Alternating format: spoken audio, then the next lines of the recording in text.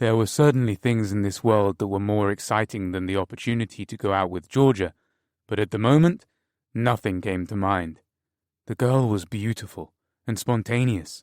She was everything I'd ever wanted in a girl, and something about her personality told me that she was definitely the kind of girl who would make a perfect little.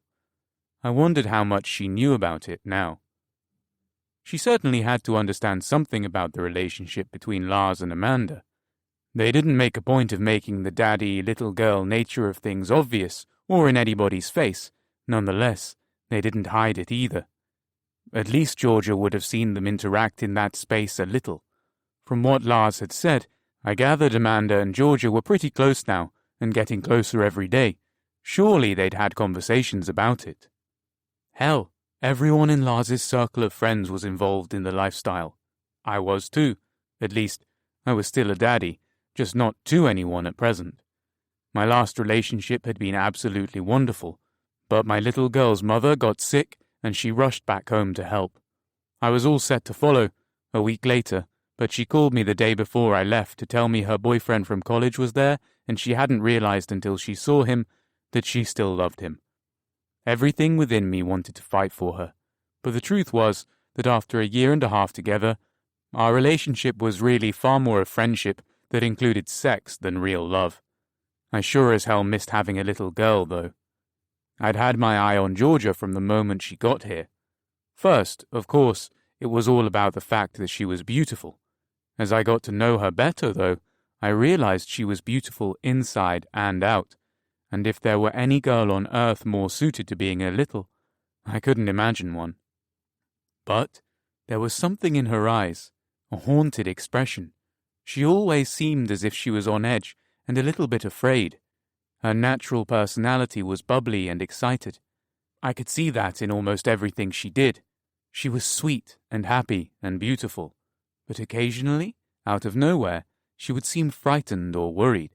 Something was really weighing heavily on her. I knew she could use a daddy, someone to protect her and take care of her, someone to help her feel safe and to help her deal with whatever it was she was afraid of. I wanted the privilege to be that daddy. God, what I wouldn't give to see her free of whatever burden plagued her. What I wouldn't give to hold her in my arms. I thought about her as I sat in my office and looked over the various notifications and faxes we got regularly.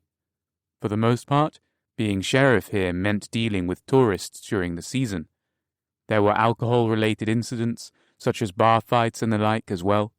Some college kids might get rambunctious on a ski trip. I'd been the sheriff for 4 years now and had only dealt with one serious crime. I had been a deputy for 10 years before I became sheriff, and even then I'd only dealt with 2 serious crimes.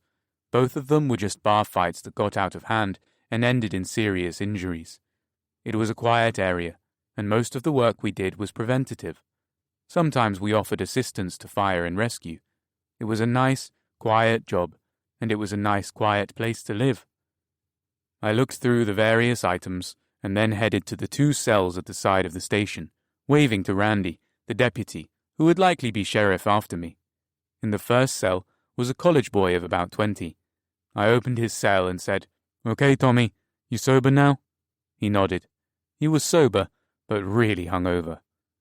I got him out of his cell and took him to the...